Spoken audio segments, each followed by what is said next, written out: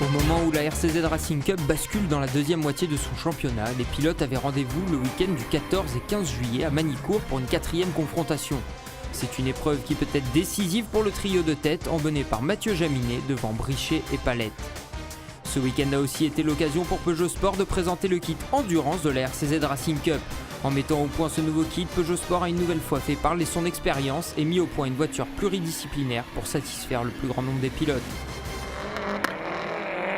C'est une voiture compétition client. Dans compétition client, il y a client. Et l'intérêt pour un client, c'est avec une même voiture de pouvoir faire diverses catégories de meeting et de sport automobile. C'est pour ça qu'on a développé cette version Endurance qui fonctionne en VLN mais qui peut aussi fonctionner dans n'importe quelle autre catégorie de course endurance.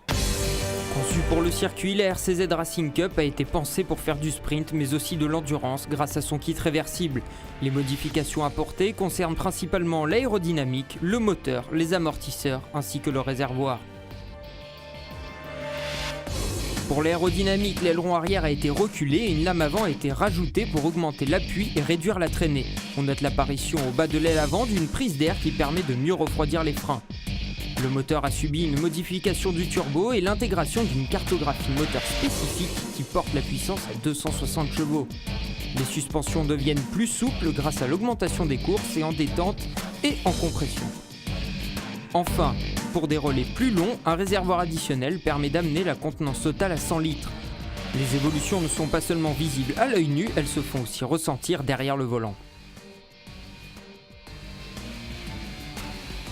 Au niveau des suspensions, où on voit vraiment une grosse différence, on a une voiture qui est adaptée pour l'endurance, qui est beaucoup plus confortable, et d'autant plus dans mon cas, adaptée à la Nordschleife, qui est une piste très bosselée, un petit peu typée spéciale de rallye, avec des tentes et des compressions un petit peu plus molles, et puis des grands débattements de suspension.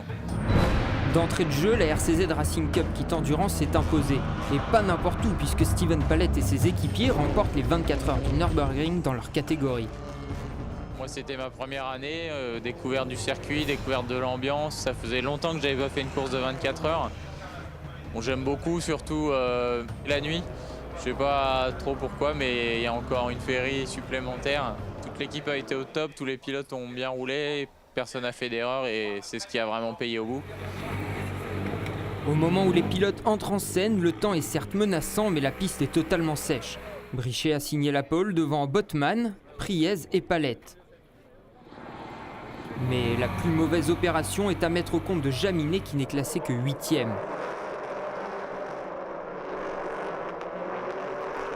Le départ se déroule sans encombre et Brichet parvient à conserver sa pole devant Botman et Priez. Alors que derrière, ça commence à batailler et celui qui doit remonter impérativement, c'est Mathieu Jaminet.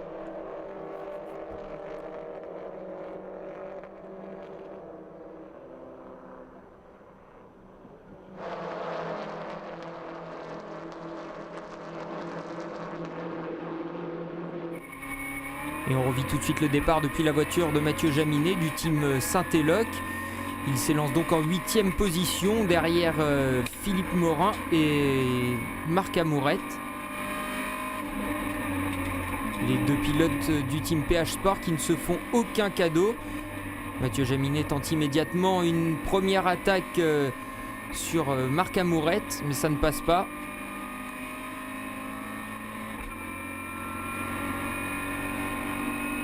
Bientôt le premier gros freinage du circuit à Adélaïde.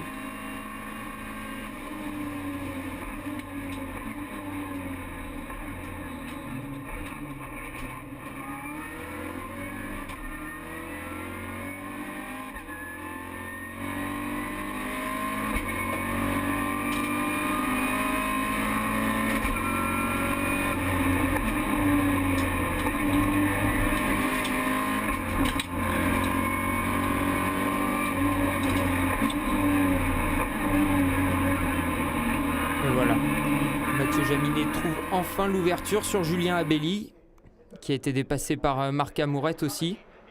Alors que Steven Palette commet une légère erreur et c'est Philippe Morin qui en profite.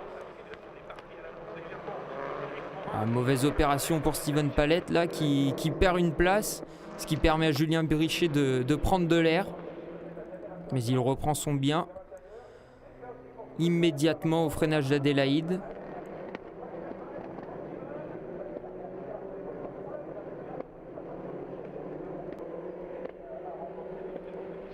La bataille fait rage et on voit que Jaminet revient petit à petit, lui aussi sur Morin et Palette. Les deux pilotes en bataille perdent du temps. De retour avec Mathieu Jaminet qui a fait la jonction avec Morin, lui-même distancé par Palette. Et au virage du lycée, Jaminet déborde Morin et s'empare de la 5e place. C'est une belle remontée qu'il effectue là, alors qu'on voit apparaître les premières gouttes sur le circuit de la Nièvre. Oh là là, Jaminet et Priez qui coupent le virage. Et juste derrière, Jaminet s'infiltre. Et ça ne passera pas avec Botman. Finalement, il faudra attendre la ligne droite des stands. Alors qu'il a déjà doublé Priez. Le numéro 22 dans l'aspiration trouve l'ouverture également sur Botman et c'est le déluge. Tous les pilotes sont alors chaussés de pneus slick. Seule Marie Boscopin s'est déjà passée par les stands. Elle a donc perdu un tour et elle remonte peu à peu sur Brichet, Palette et se retrouve maintenant dans le même tour. Mais attention, voilà le virage du lycée. L'erreur fatale pour Brichet et Palette, puisque Palette en aquaplaning vient percuter Brichet violemment. Les deux pilotes sont contraints à l'abandon. Jaminet est donc en tête maintenant. Et d'autres pilotes décident de passer par les stands.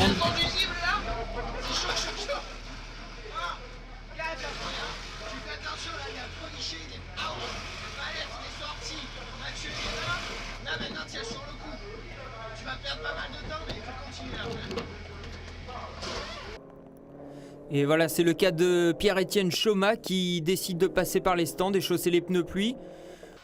C'est le cas aussi de Germain Bonnefils qui tente une nouvelle expérience ce week-end, invité par Peugeot Sport. Il roule donc en RCZ. Devant, Mathieu Jaminet, en lutte avec sa voiture, arrive malgré tout à creuser l'écart avec tous les arrêts au stand. Mais ça ne va pas durer puisque Germain Bonnefils est sur une bonne lancée. Il attendait la pluie, il nous l'avait confié avant le départ.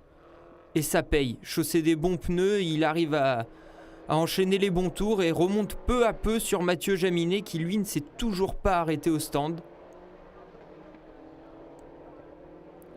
La piste est totalement détrempée.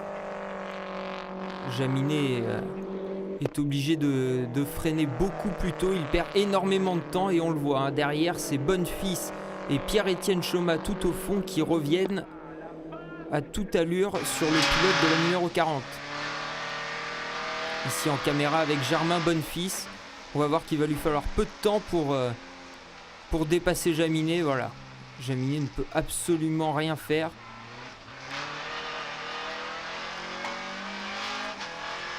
Il se bat comme un lion. Mais il faut se rendre à l'évidence. Les pneus slick ne sont absolument pas la bonne option pour cette manche. Il valait mieux perdre du temps dans les stands. On voit un Bonnefils tout de suite creuse l'écart. Et Chaumat ne va pas tarder à revenir sur Jaminet, très certainement. Voilà, vous pouvez le voir à gauche de votre écran. Pierre-Étienne Chaumat, voilà, qui dépasse Mathieu Jaminet dans la ligne droite des stands. Il est alors deuxième, Mathieu Jaminet est troisième. Mais il reste encore quelques tours et ça va coûter très très cher au jeune pilote Saint-Éloque. Pierre-Étienne Chaumat, lui, va décider d'assurer sa place, même si derrière ça revient. Il préfère conserver le peu d'avance qu'il a sur le troisième et pas prendre de risque plutôt que d'aller chercher Germain Bonnefils qui est clairement au-dessus du lot sur cette course. Il fait parler son expérience des terrains piégeux qu'il a pu rencontrer en rallye. Voilà, Philippe Morin en troisième position, lui aussi est passé par les stands.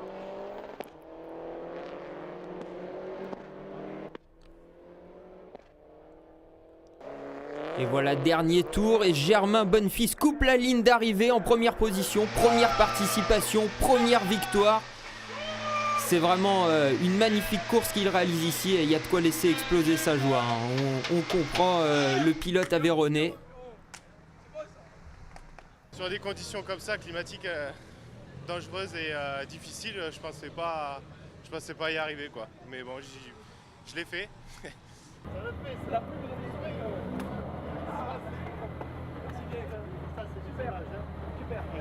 Je suis le premier surpris, honnêtement, je ne m'assais pas gagné. Ça a été un peu le chamboulement avec la pluie qui s'est invitée. Et au final, on vient à gagner, donc on a pu exprimer un peu plus notre pilotage sur le mouillé. Parce que c'est vrai que ce n'était pas notre truc quand c'était sec. Et puis au final, on gagne, donc je suis vraiment très très heureux. Et je remercie Peugeot de m'avoir donné cette opportunité parce qu'au final, on passe de super moments et on est vraiment très heureux. Germain Bonnefils évoluait dans le classement en tant qu'invité. C'est donc Pierre-Étienne Chaumat qui remporte les 20 points de la victoire devant Philippe Morin, Marie Boscopins et Julien Abelli 5e. Pilote officiel de la marque au Lyon depuis son titre en volant 207 en 2011, Germain Bonnefils a fait une pige ce week-end dans une nouvelle discipline, la RCZ Racing Cup. C'est pour lui l'occasion d'appréhender une nouvelle façon de piloter et d'expérimenter la course en peloton. Nous sommes tout seuls, j'ai mis un petit moment à m'y adapter, ça pourrait paraître très bizarre, mais au départ, lors de mes premiers tours, j'attendais la note de mon copilote. Par contre, c'est vrai que c'est moins compliqué parce qu'on a de longues lignes droites, on a le temps de refaire des resets, et donc on a le temps de se remettre un peu à jour et bien respirer, retrouver sa concentration. Car en rallye, on n'a pas toujours le temps de pouvoir faire ce point-là. Dimanche matin, la séance qualificative a été perturbée par la pluie. Les pilotes ayant décidé d'attaquer dès le début ont pu tirer leur épingle du jeu. C'est le cas de Steven Palette qui, après une nuit de travail acharné pour refaire l'avant de son auto, a décroché la pole devant Amourette. Brichet, Jaminet n'est que 12e.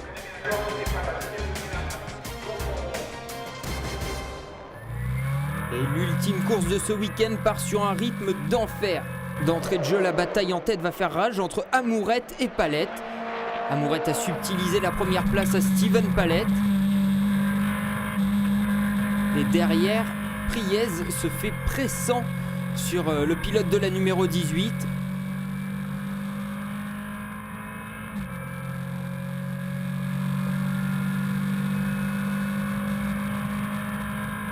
Mais Steven Palette est bien décidé à reprendre la tête de la course.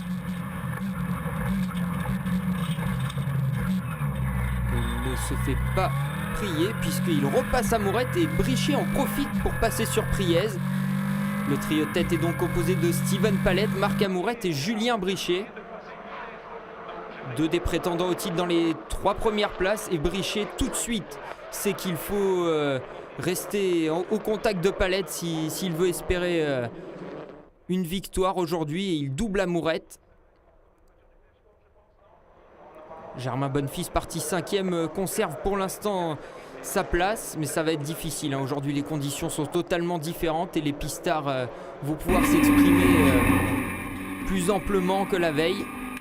Alors que Mathieu Jaminet part en plein milieu du peloton et il double déjà Germain Bonnefils.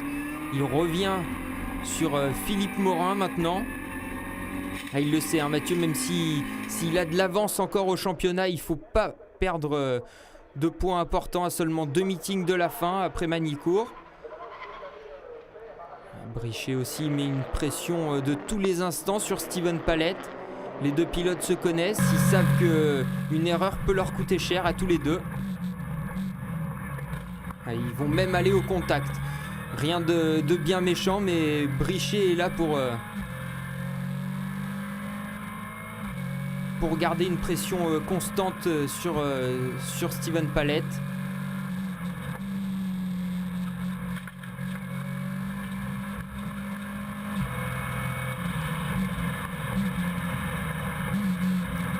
Il essaye de s'infiltrer à l'intérieur. Et oui, c'est passé pour Brichet. Il s'empare de la tête de la course. Derrière, Priez est passé sur Amourette. Et Jaminet est à quelques longueurs derrière. Ah là là, alors que c'est un contact avec Julien Abelli. Rien de bien méchant. Julien Abelli aussi qui est un pilote issu du rallye qui est là ce week-end pour s'exercer à la piste. Ancien pistard avant d'être rallyman. Il revient à ses premiers amours.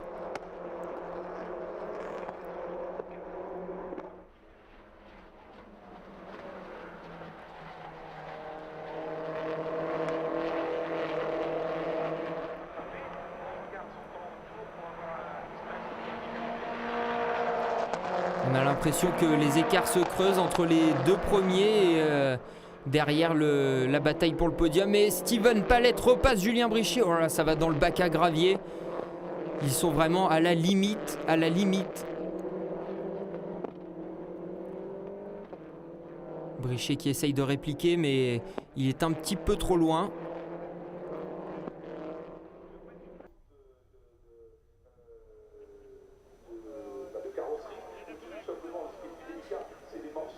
Les deux pilotes arrivent de front au virage du lycée. Steven Palette qui freine un petit peu plus tard et parvient à conserver son bien. Brichet essaye de croiser, mais non. Ça ne passera pas. Cette chicane de Magny-Cours, un endroit toujours très impressionnant où les voitures décollent.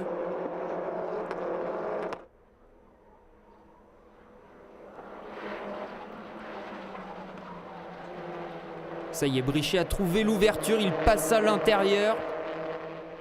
Voilà, il reprend la tête. Palette est deuxième. Et derrière, les deux pilotes se rapprochent petit à petit. Priez toujours troisième. Et Germain Bonnefils qui connaît une deuxième course un petit peu plus difficile. Il va perdre quelques places. Il va descendre jusqu'à la 8e place dans le classement. Et c'est ainsi que vont se figer les places.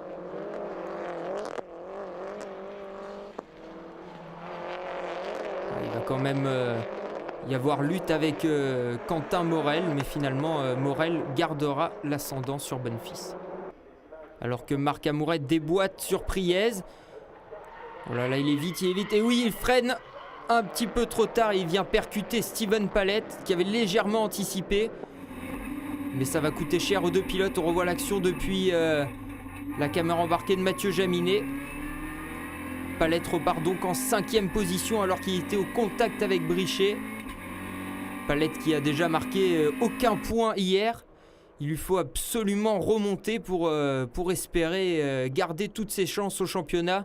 Le trio tête est donc composé de Julien Brichet devant Fabien Priez et Mathieu Jaminet.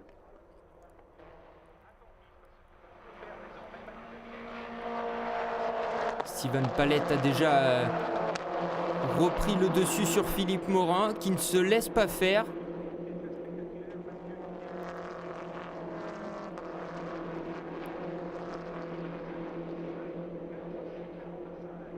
Mais ça ne passera pas pour le pilote PH Sport.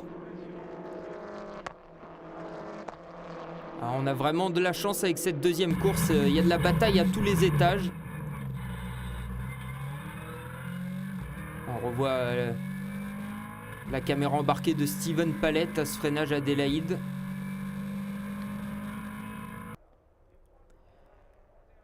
Et Mathieu Jaminet qui n'a pas tardé à prendre la deuxième place à Fabien Priez. Il va maintenant pouvoir prendre en chasse Julien Brichet, son adversaire direct au championnat. Mathieu qui réalise une course exceptionnelle. Je vous le rappelle, il est parti de la 12e place sur la grille de départ et il est déjà deuxième.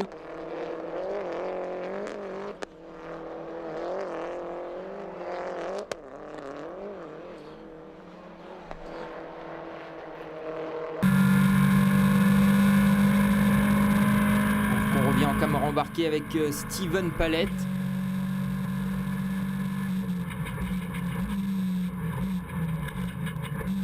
Il s'est décalé à l'intérieur et voilà, il passe Priez et revient sur le podium provisoire juste derrière Mathieu Jaminet. Priez qui au passage se fait aussi doubler par Morin. Mais il reprend son bien juste derrière. La bataille fait rage pour les places d'honneur.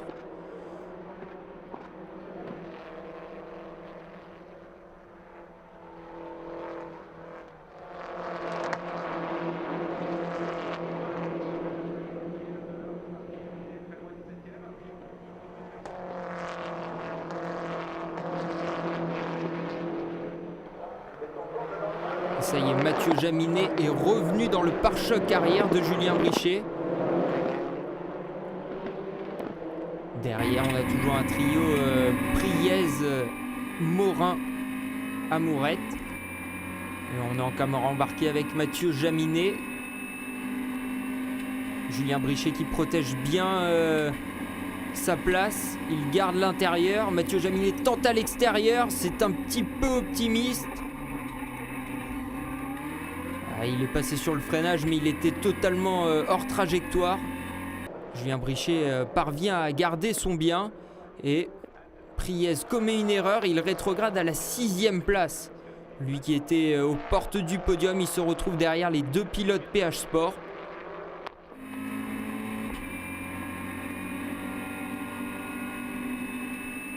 Mathieu Jaminet ne lâche rien. Il a décidé de gagner cette course. Est-ce qu'il va réussir à prendre l'ascendant sur un pilote d'expérience comme Julien Brichet? Rien n'est moins sûr, mais il essaye. Ils vont même au contact, les 2 pilotes. Et Steven Palette qui vient percuter Mathieu Jaminet. Oh là là! Le contact. Steven Palette qui a vu grand et qui n'a pu éviter ce contact assez violent au final avec Mathieu Jaminet. Ce qui coûte très cher aux 2 pilotes. Julien Brichet s'envole. Steven Palette, lui, rétrograde à la 7e place. Et Mathieu Jaminet se fait passer par Amourette et Morin. Il est donc hors podium. Et voilà, Julien Brichet l'emporte devant Marc Amourette et Philippe Morin. Mathieu Jaminet termine donc 4e alors qu'il était 2e à même pas un tour de l'arrivée.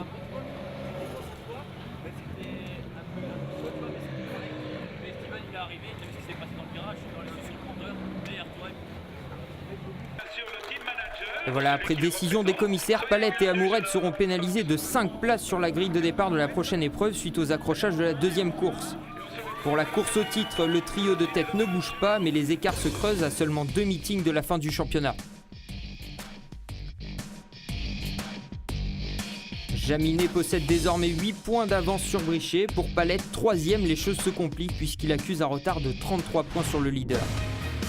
Ce meeting sonne donc l'heure de la trêve estivale. De retour de la plage, les pilotes auront rendez-vous les 29 et 30 septembre sur le mythique circuit Bugatti au Mans pour l'avant-dernière épreuve du championnat.